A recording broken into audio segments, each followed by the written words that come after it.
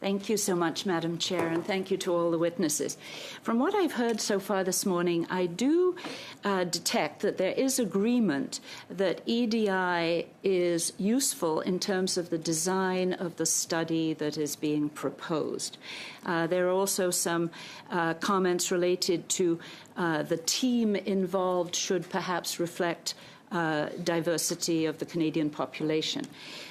You have all heard Professor Dummett make comments related to the political views of researchers, academics in general, and his desire in some way to perhaps rebalance that particular point of view with perhaps a more conservative point of view being considered when EDI criteria are being looked at.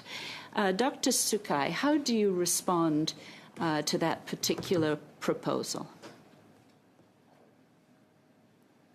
Madam Chair, thank you very much for the question. First of all, I think how we think about viewpoints and how we talk about viewpoints can encompass all sorts of things. It can encompass diversity in ways of thought. So we can bring in the conversation around neurodivergent persons, for example. It includes diversity of opinion, diversity of perspective, and yes, to Professor Dummett's point, it does include diversity of politics. I think what we need to think about is cause and effect.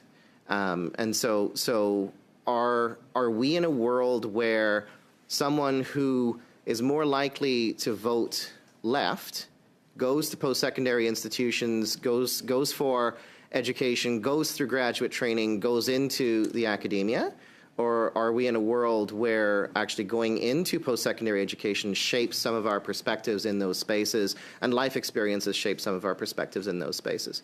And I think if it's the former, then how do we actually balance that conversation and that perspective among all of the other perspectives that need to be balanced becomes a conversation we need to have. If we're in a world where our life experiences shape our viewpoints, then as we would say in the sciences, that becomes much more difficult potentially to control for, right?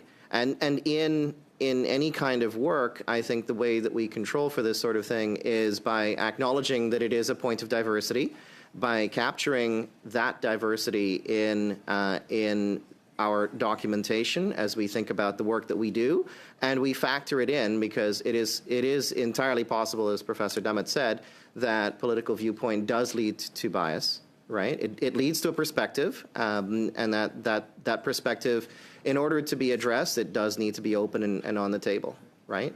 And so I might answer the question by suggesting that that what we need is transparency of viewpoint and perspective, and we need to create a world where that transparency is welcome and that transparency is acceptable, right? And that brings us back to what do we need to do to build an inclusive team. Thank you. And thank you for using the term transparency, because what we've heard at this committee is that on applications, apparently there is some use of buzzwords to satisfy EDI requirements, that there's sort of a convention now that applicants feel that they must address EDI issues. So perhaps, Dr. Cukier, could you respond in a way? How do you see through potential buzzwords being used as opposed to a genuine approach to acknowledging EDI? I might frame it slightly differently. What I would say is, and I've reviewed enough applications to know this, what we see are a lot of performative exercises in writing proposals. So as you said, someone thinks, oh, this is going to be screened for EDI, so I better make up some EDI stuff, as opposed to genuinely looking at the research questions and asking, does this research have different implications for women? Does this research have different implications for people living in rural communities? Does this research have different implications for racialized people, Indigenous peoples, and so on? So I do think we see it as well with GBA Plus analysis within the government that some departments have really embraced it as a way to improve their service to Canadians, and others treat it more as a checkbox. So I do think it's an issue that has to be addressed. I did want to just add a couple of comments, if I may, on the issue of diversity within academia, because I'm in a business school, and I think, and my university has a lot of professional schools, engineering school, big business school.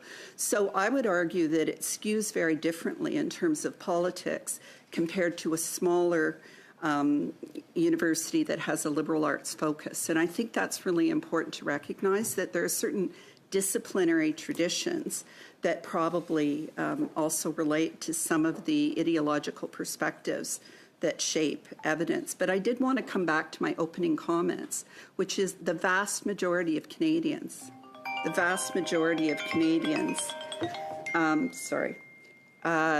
believe that the focus on equity, diversity, and inclusion is appropriate, and a very small percentage feel that it isn't.